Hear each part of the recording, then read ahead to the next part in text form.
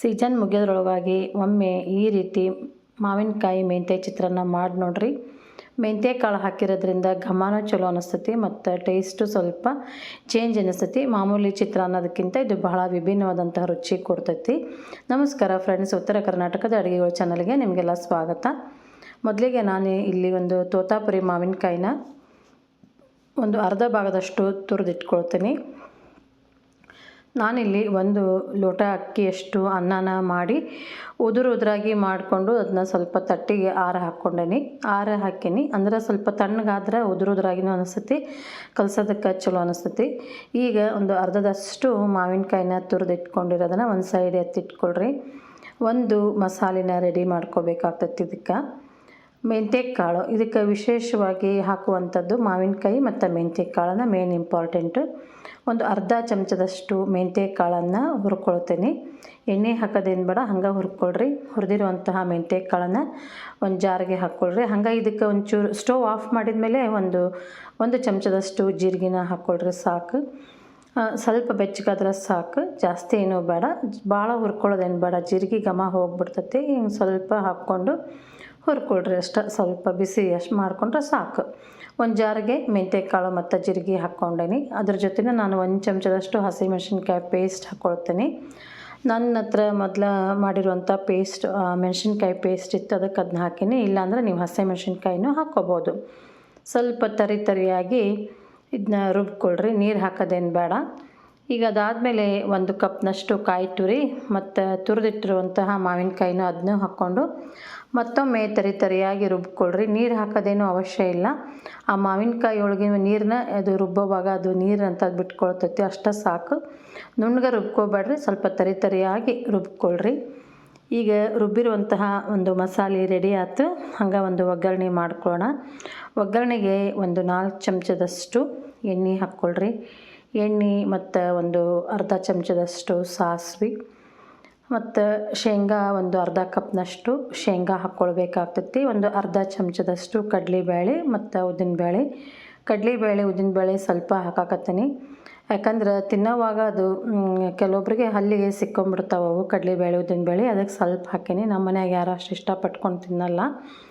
ನೀವು ಬೇಕಿದ್ರೆ ಇನ್ನೂ ಜಾಸ್ತಿನೂ ಹಾಕ್ಕೋಬೋದು. ಬಾಯಿಗೆ ಅದು ಸಿಕ್ತಿದ್ರೆ ಒಂದು ಸ್ವಲ್ಪ ರುಚಿ ಅನ್ನಿಸ್ತೈತಿ. ಕೆಲವೊಬ್ರು ಇಷ್ಟಪಟ್ಕೊಂಡು ತಿಂತಾರೆ, ನಾನು ಮಾತ್ರ ಸ್ವಲ್ಪ ಹಾಕೀನಿ.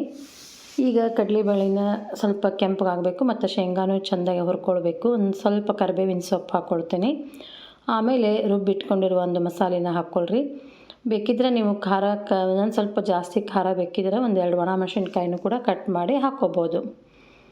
ಎಲ್ಲ ಚೆಂದಾಗಿ ಫ್ರೈ ಆದಮೇಲೆ ಇದು ರುಬ್ಬಿರುವಂತಹ ಒಂದು ಮಿಶ್ರಣನ ಹಾಕ್ಕೊಳ್ರಿ. ರುಬ್ಬಿರೋ ಒಂದು ಮಸಾಲೆನ ಹಾಕ್ಕೊಂಡು ಇದನ್ನ ಚೆಂದಾಗಿ ಮತ್ತು ಎಣ್ಣೆ ಒಳಗೆ ಬಾಡಿಸ್ಕೋಬೇಕಾಗ್ತೈತಿ. ನೀರು ಹಾಕೋದೇನು ಬೇಡ ಈಗೂ ಸಹಿತ. ಎಲ್ಲ ಚೆಂದಾಗಿ ಮಿಕ್ಸ್ ಮಾಡಿಕೊಂಡು ಒಗ್ಗರಣೆ ಒಳಗೆ ಸ್ವಲ್ಪ ಫ್ರೈ ಮಾಡ್ಕೊಳ್ರಿ. ಇದ್ರ ಜೊತೆ ಒಂದು ಸ್ವಲ್ಪ ಅರಶಿನ ಪುಡಿನೂ ಸೇರಿಸ್ಕೊಳ್ರಿ. ಅರಶಿನ ಪುಡಿ ರುಚಿಗೆ ಬೇಕಾಗುವಷ್ಟು ಉಪ್ಪನ್ನು ಕೂಡ ಹಾಕ್ಕೊಳ್ರಿ. ಇಷ್ಟಾದಮೇಲೆ ನಾವು ಇದನ್ನ ಪೂರ್ತಿಯಾಗಿ ಹುರ್ಕೊಳ್ಬೇಕು. ಎಣ್ಣೆ ಮೇಲೆಲ್ಲ ತೇಲ್ಬೇಕು, ಎಲ್ಲ ಎಣ್ಣೆ ಬಿಟ್ಕೊಂಡ್ಬೇಕದು. ಅಲ್ಲಿವರೆಗೂ ಹಸಿ ವಾಸನೆ ಎಲ್ಲ ಹೋಗೋವರೆಗೂ ಚೆಂದಾಗಿ ಎಣ್ಣೆ ಒಳಗನ ಬಾಡಿಸ್ಕೊಳ್ರಿ.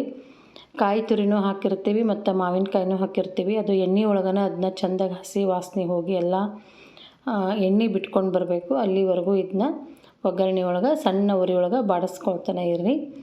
ಚೆಂದಾಗಿ ಒಗ್ಗರಣೆ ಒಳಗೆ ಕುದಿಬೇಕದು ಮಾವಿನಕಾಯಿ ಮತ್ತು ಕಾಯಿ ತುರಿ ಎಲ್ಲ ಆದಮೇಲೆ ನಾವು ಅನ್ನನ ಮೊದಲು ಮಾಡಿಟ್ಕೊಂಡಿರ್ತೀವಲ್ಲ, ಉದುರಾಗಿ ಮಾಡಿರುವಂತಹ ಒಂದು ಅನ್ನನ ಇದಕ್ಕೆ ಹಾಕ್ಕೋಬೋದು. ಆಮೇಲೆ ಈಗೇನು ನಾವು ರೆಡಿ ಮಾಡಿರ್ತೀವಲ್ಲ ಈ ಒಗ್ಗರಣೆನ ಬೇಕಾದಷ್ಟು ತೊಗೊಂಡು ನೀವು ಫ್ರಿಜ್ನಾಗೂ ಇಟ್ಕೋಬೋದು. ಫ್ರಿಜ್ನಾಗ ಇಟ್ಟರೆ ಒಂದು 8 ದಿನ ಇಟ್ಕೊಂಡು ಬೇಕಾದಾಗ ಅನ್ನ ಕಲಸ್ಕೋಬೋದು.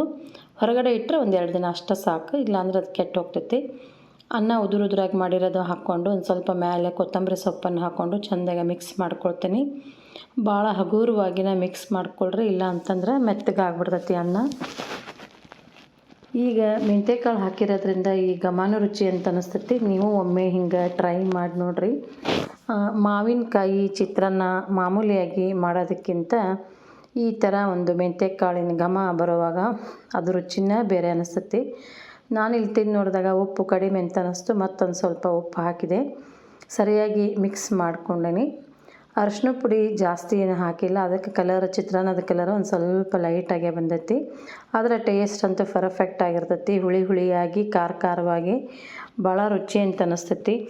ನಾವೀಗ ಒಂದು ಪ್ಲೇಟ್ಗೆ ಸರ್ವ್ ಮಾಡತ್ತೀನಿ. ನೋಡಿದ್ರಲ್ಲ ಫ್ರೆಂಡ್ಸ್, ಭಾಳ ರುಚಿಯಾಗಿ ಸುಲಭವಾಗಿ ಮಾಡುವಂಥ ಈ ಮಾವಿನಕಾಯಿ ಮೆಂತ್ಯ ಚಿತ್ರಾನ್ನ ರೆಸಿಪಿ ನಿಮಗೂ ಇಷ್ಟ ಆಗಿದ್ರೆ ವಿಡಿಯೋಗೆ ಒಂದು ಲೈಕ್ ಮಾಡಿರಿ. ಹಂಗೆ ನಿಮ್ಮ ಫ್ರೆಂಡ್ಸ್ಗೆಲ್ಲ ವಿಡಿಯೋನ ಶೇರ್ ಮಾಡಿರಿ. ಹೊಸದಾಗಿ ನನ್ನ ಚಾನಲ್ ನೋಡೋರು ಪ್ಲೀಸ್ ನನ್ನ ಚಾನಲ್ನ ಸಬ್ಸ್ಕ್ರೈಬ್ ಮಾಡಿಕೊಂಡು ವಿಡಿಯೋನ ನೋಡಿರಿ. ವಿಡಿಯೋ ನೋಡಿದ ಎಲ್ಲರಿಗೂ ನಮಸ್ಕಾರ, ಧನ್ಯವಾದಗಳು.